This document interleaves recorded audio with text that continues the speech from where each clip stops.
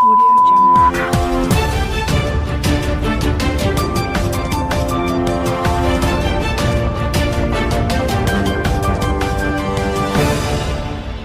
नमस्कार, ये रेडियो वर्षा है। अब आप पल्लव से वर्षा टाइम्स सुनिए। पहले सुर्खियां। जिले में लगातार डूबने की घटना को बढ़ते हुए देखकर प्रशासन ने लिया कड़ा निर्णय। तालाब और नदियों के पास लगी धारा 144। कोरोना का कहर जारी। सिविल कोर्ट के जज सहित 4 कर्मी पाए गए कोरोना संक्रमित। बिना मास्क के घूमने वालों पर प्रशासन की कड़ाई। डीएम और एसपी ने खुद संभाली कमान।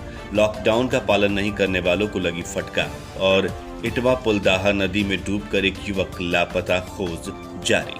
अब वर्षा टाइम्स विस्तार से।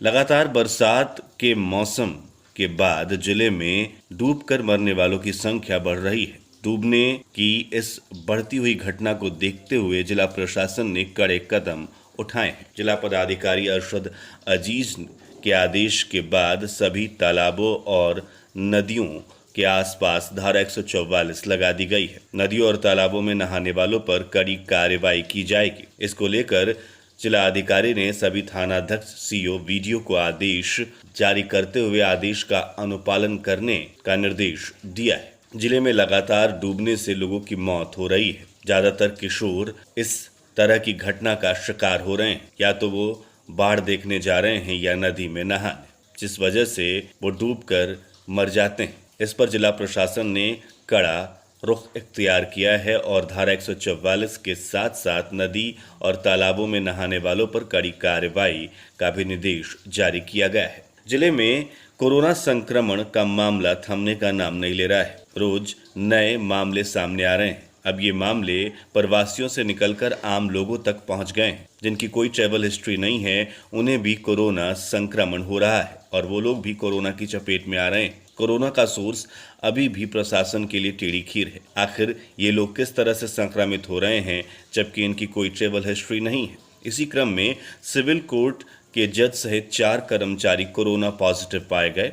सभी को क्वारंटीन सेंटर से निकालकर आइसोलेशन में रखा गया है। इसके बाद से कोर्ट परिसर में दहशत का माहौल है। इसके पहले भी एक वकील के संक्रमित होने के बाद से वकीलों ने कार्य से खुद को दूर रखा था। उसके बाद जैसे ही कार्य शुरू हुआ, फिर सिविल कोर्ट की जज में कोरोना के संक्रमण को पाया जाने लगा है। सिविल कोर्ट के जज सहित 4 कर्मियों को कोरोना पॉजिटिव पाया गया है। उधर राज्य भर के मुख्य बाजारों में लगे लॉकडाउन के बाद भी लोग लॉकडाउन का पालन सख्ती से नहीं कर रहे हैं। इसका पालन कराने के लिए लगातार प्रशासन कोशिश कर रहा है।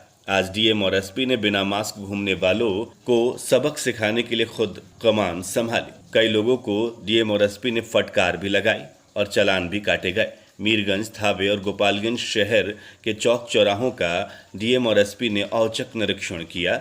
लॉकडाउन का सख्ती से पालन करने की हिदायत भी दी गई है। उधर हमारे थावे संवाददाता गौतम कुमार ने जानकारी दी कि थावे प्रखंड के थावे बाजार में डीएम अरशद अजीज के नेतृत्व में लॉकडाउन को लेकर सघन जांच अभियान चलाया गया, जहां बिना मास्क पहने 2 दुकानों को सील किया गया।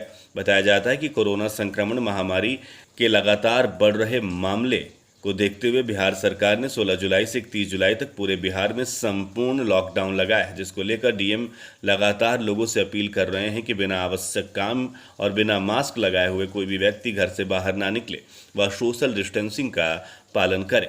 इसी क्रम में शनिवार को डीएम के नेतृत्व में सदर एसडीओ उपेंद्र पाल और सीओ गंगेश झा के साथ बाजार में बिना मास्क के घूम रहे लोगों को डीएम ने कड़ी फटकार लगाई और मास्क लगाकर ही बाहर निकलने की हिदायत भी दी। इसके साथ ही दुकानदारों द्वारा बिना मास्क लगाकर दुकान चलाए जाने पर सीओ को सील करने का जिला अधिकारी ने निर्देश दिया है। इसके तहत बाजार में सघन जांच के दौरान बिना मास्क पहने बैठे कई दुकानदारों में हड़कंप मच गया। इस दौरान एक मेडिकल स्टोर तथा एक गल्ला मंडी के दुकानदार को बिना मास्क का पाते हुए जिला पदाधिकारी ने दुकान सील करा दी है तथा सभी दुकानदारों को सख्त निर्देश दिया है कि बिना मास्क पहने कोई भी दुकानदार अपनी दुकान पर नहीं बैठे, अन्यथा नियमानुसार कार्रवाई की जाएगी।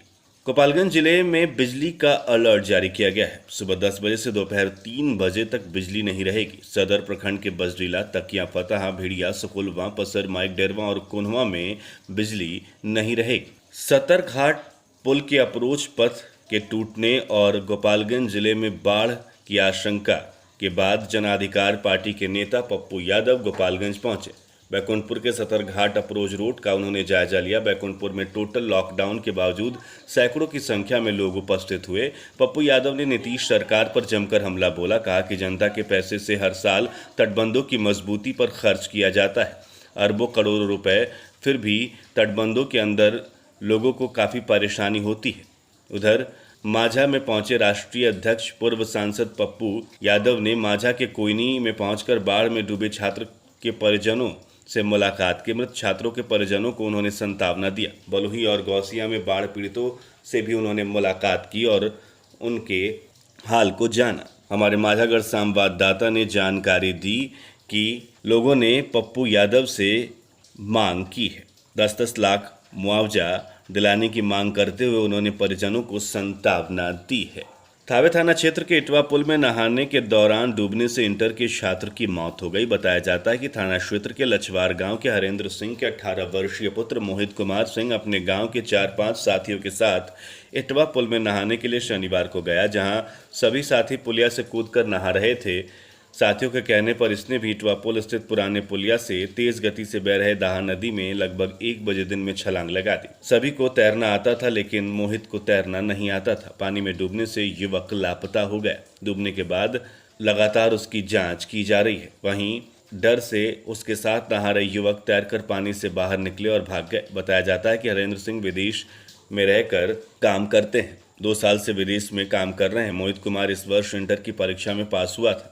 यह अपने 2 भाइयों में सबसे छोटा है। मौत की सूचना के बाद परिजनों का रो रो कर बुरा हाल है तथा डूबने से युवक की मौत की सूचना मिलने पर थाने के एसआई शैलेंद्र कुमार पप्पू अपने पुलिस बल के साथ घटनास्थल पर पहुंचे और शव की खोजबीन शुरू कराई। वर्षा टाइम्स मिलने तक खोजबीन जारी थी। वोल्टेज की समस्या को लेकर बलिवन सागर के वार्ड नंबर 6 के लोगों ने जमकर प्रदर्शन किया। प्रदर्शनकारी बिजली विभाग के खिलाफ नारेबाजी कर रहे थे। संजय प्रसाद ने बताया कि बिजली की सप्लाई कभी हाई वोल्टेज कभी लो वोल्टेज की जा रही है, जिसके कारण कई घरों के घरेलू उपकरण जलकर खाक हो गए हैं। जेई को इस बात की सूचना दी गई तो उन्होंने ठेकेदारों के मध्य बात को टाल दिया। ऐसा पिछले कई महीनों से चल रहा है। बिशंबरपुर थाना क्षेत्र के मठेनिया सलेपुर गांव की एक विवाहिता की संदिग्ध परिस्थिति में मौत हो गई। घटना की जानकारी के बाद पुलिस मौके पर पहुंचकर शव को कब्जे में लेकर पोस्टमार्टम के लिए भेज चुकी है तथा मामले की तफ्तीश जारी है। ससुराल वालों का कहना था कि हम लोग घर से बाहर बैठे हुए थे, घर में गए तो सोनाली जमीन पर पड़ी हुई थी, उसकी मौत हो गई थी। मृतका के परिजनों का कहना था कि गला दबाकर बेटी की हत्या कर दी गई है।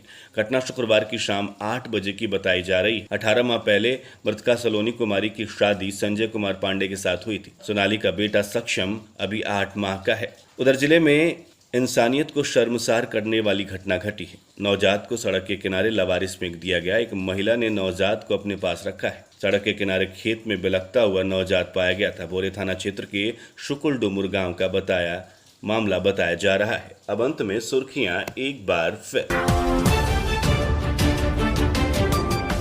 जिले में लगातार डूबने की घटना को बढ़ते हुए देखकर प्रशासन ने लिया कड़ा निर्णय। तालाब और नदियों के पास लगी धारा 144। कोरोना का कहर जारी। सिविल कोर्ट के जज सहित 4 कर्मी पाए गए कोरोना वायरस संक्रमित। बिना मास्क के घूमने वालों पर प्रशासन की कड़ाई। डीएम और एसपी ने खुद संभाली कमान। लॉकडाउन का पालन नहीं करने वालों को लगी फटकार। और इटवा दाहा नदी में डूबकर एक युवक लापता, खोज जारी। इसी के साथ वर्षा टाइम्स का ये अंक समाप्त हुआ। नमस्कार।